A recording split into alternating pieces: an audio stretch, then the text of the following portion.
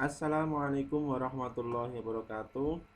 Baik anak-anak semuanya, pada kesempatan kali ini kita bertemu lagi di pembahasan tema 2, yaitu selalu berhemat energi.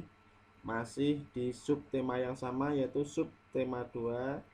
Hari ini kita akan menuju ke muatan bahasa Indonesia, IPS dan SPDP. Oke, namun sebelum itu kita mulai pembelajaran kita pada pagi hari ini dengan membaca basmalah bersama-sama. Bismillahirrahmanirrahim. Baik anak-anak semuanya, kita langsung menuju ke muatan bahasa Indonesia, yaitu mengolah informasi dalam bentuk peta pikiran. Oke, ini terkait tentang materi peta pikiran. Kemarin sudah dijelaskan di tema 1 juga ya. Ini sedikit mengulang. Mengolah informasi adalah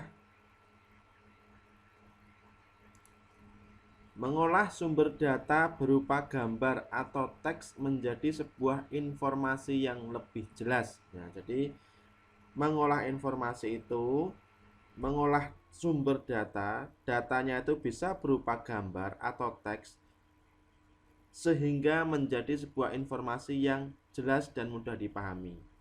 Salah satu cara mengolah informasi adalah dengan membuat peta pikiran. Nanti kita akan berikan contohnya. Nah, ini contohnya terkait tentang temanya yaitu minyak bumi. Oke, yang pertama, minyak bumi termasuk sumber daya alam yang terkandung di dalam perut bumi. Nah, terkandung di dalam perut bumi ini bicara tentang asal minyak bumi. Diperoleh melalui proses penambangan. Nah, cara memperoleh minyak buminya diperoleh dari penambangan. Persediaannya sangat terbatas. Nah, ingat, persediaannya sangat terbatas, harus digunakan secara hemat dan tepat. Nah, ini cara penggunaannya karena persediaannya terbatas. Selanjutnya, nah ini, sebelum minyak bumi dimanfaatkan sebagai bahan bakar, minyak bumi diolah menjadi bensin, solar, dan minyak tanah. Kami ulangi ya.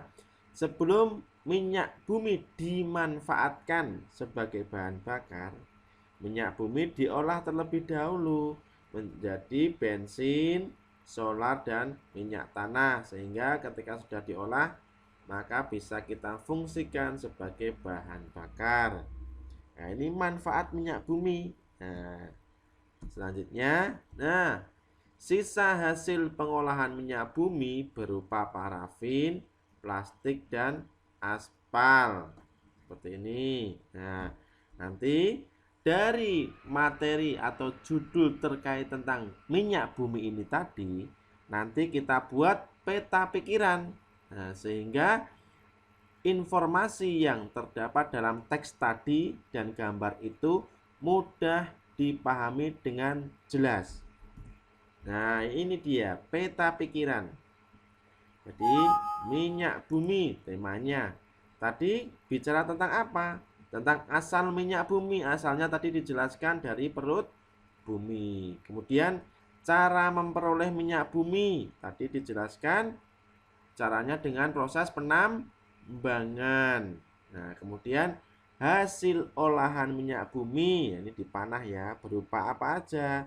Bahan bakar, parafin, plastik, dan aspal. Nah, ini merupakan salah satu cara mengolah informasi dalam bentuk peta pikiran agar informasi tersebut mudah difahami dengan jelas. Oke. Nah, selanjutnya identifikasi informasi dalam teks petunjuk. Cara mengidentifikasi informasi dalam teks petunjuk yaitu dengan membaca intensif dan membaca memindai. Menceritakan informasi berdasarkan gambar yang diamati. Ini ada sebuah gambar ya. Informasi dapat diperoleh dari gambar Betul. Informasi juga dapat diceritakan dengan menjelaskan bagian-bagian gambar secara detail dan terperinci. Kemudian sampaikan juga gagasan pokok sesuai gambar. Nah, itu tadi menceritakan informasi berdasarkan gambar. Jadi gambar ini anak-anak semuanya bisa kita ceritakan. Gambar ini bisa kita ceritakan dalam bentuk kata-kata. Nah, ini adalah menceritakan informasi berdasarkan gambar yang diamati. Oke, selanjutnya kita menuju ke muatan IPS KD 3.1. Pemanfaatan jagung dalam kehidupan sehari-hari. Tentu kita sudah tidak asing ya dengan yang namanya jagung. Tanaman jagung termasuk sumber daya alam yang dapat diperbaharui. Jagung mempunyai banyak manfaat, misalnya sebagai bahan makanan. Ini tidak hanya sebagai bahan makanan manusia ya, bahkan hewan pun juga bisa. Seperti ayam, itu juga mau itu dikasih jagung. Nah, jagung dimanfaatkan juga sebagai makanan pokok pengganti nasi. Kalau zaman dahulu ketika Indonesia ini masih krisis, itu makanan pokoknya malah jagung karena padi itu masih jarang anak-anak semuanya.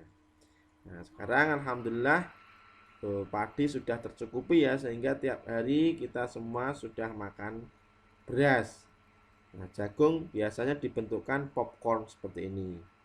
Nah, jagung juga dimanfaatkan sebagai bahan kerajinan, bisa juga. Sumber daya alam berdasarkan kondisi alam di Indonesia. Sumber daya alam terbesar di seluruh Indonesia. Sumber daya alam setiap pulau tidak selalu sama karena perbedaan kondisi alam. Nah, kita akan cermati setelah ini di pulau mana dulu. Yang pertama di Pulau Sumatera. Satu, banyak pegunungan sehingga budidaya yang cocok di sana kopi, lada, coklat, tembakau karet dan kelapa sawit. Kaya akan hasil tambang seperti minyak bumi, batu bara dan timah. Minyak bumi dan batu bara dimanfaatkan untuk bahan bakar. Nah, yang kedua, Pulau Jawa memiliki pegunungan, dataran tinggi, dataran rendah, dan pantai. Daerah pegunungan dan dataran tinggi ditanami teh, kopi, dan kina. Ini penghasilannya ya. Dataran rendah ditanami padi, persawahan yang tersubur di Indonesia. Pesisir pantai, budidaya ikan laut, rumput laut, petani garam, dan penjemuran ikan asin. Ini di Pulau Jawa. Selanjutnya kita pergi ke Pulau Kalimantan. Sebagian besar berupa dataran rendah dengan hutan yang lebat. Hutan merupakan habitat alami bagi hewan yang terancam punah.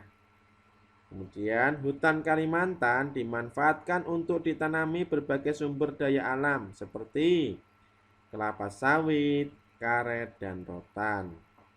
Kaya juga akan hasil tambangnya seperti minyak bumi dan batu bara.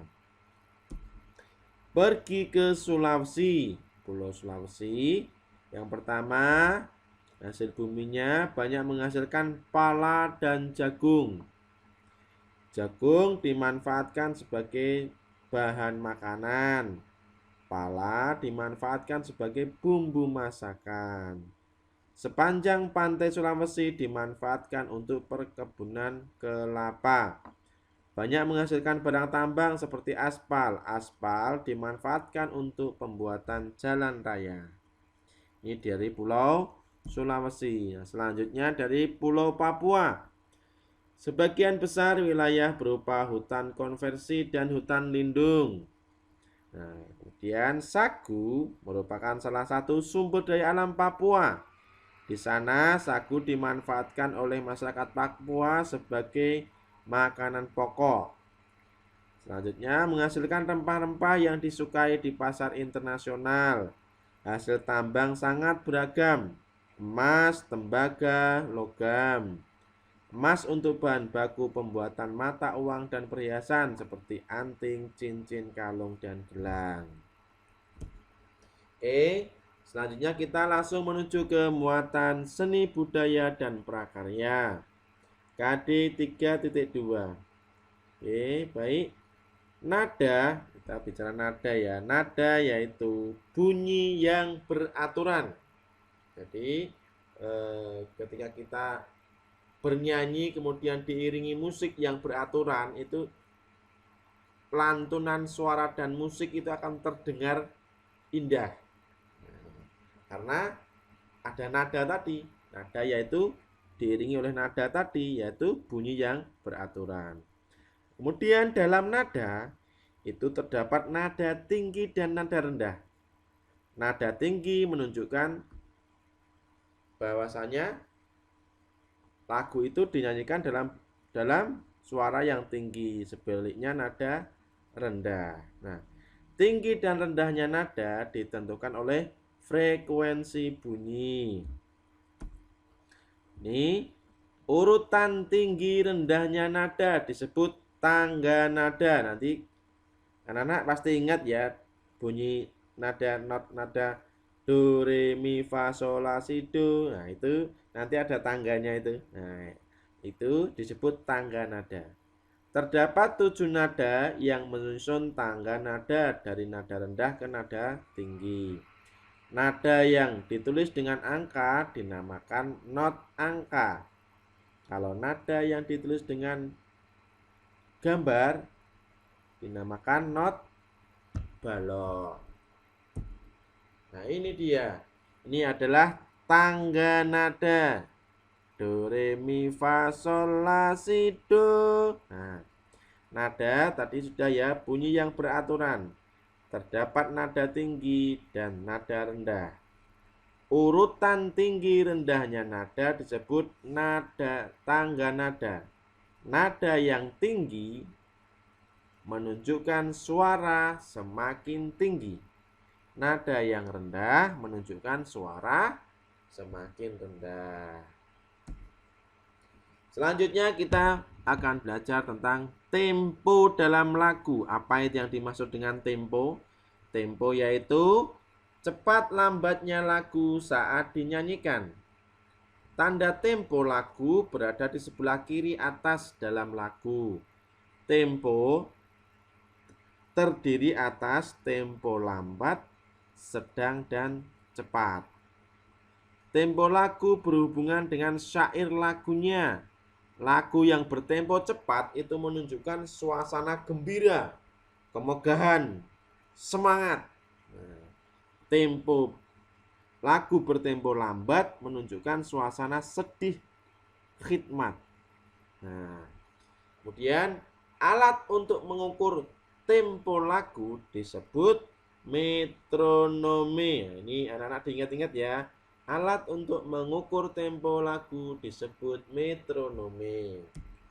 Nah, ini macam-macam tempo. Nah, tempo biasa ditulis dengan tanda tempo. Nah, seperti ini. 1, tadi tempo cepat terdiri dari allegro, nesto, vivace. Ini anak-anak harus hafal ya. Karena ini sering juga keluar di ulangan harian maupun di penilaian tengah semester atau semester. Penilaian akhir semester bisa penilaian akhir tahun. Ini sering muncul. Jadi tempo itu ada 3, tempo cepat, sedang, dan lambat. Dan tempo cepat itu ada allegro, nesto, vivace. Tempo sedang, moderato, andante, andantino. Tempo lambat ada gio, largo, lento. Nah, baik. Ini terakhir anak-anak terkait tentang tempo. Pesan Pak Guru untuk tempo ini silakan anak-anak dihafalkan. Karena nanti ketika anak-anak menjumpai soal terkait tentang tempo, anak-anak sudah paham dan bisa menjawab soal tersebut. Baik, begitu anak-anak semuanya pertemuan kita pada hari ini. Kita cukupkan. Jika ada pertanyaan bisa ditanyakan ke Pak Guru atau Bu Guru melalui WhatsApp Japri, bisa di grup. Oke, kita tutup pertemuan kita pada hari ini dengan membaca hamdalah bersama-sama. Alhamdulillahirabbil alamin. Terima kasih. Wassalamualaikum warahmatullahi wabarakatuh.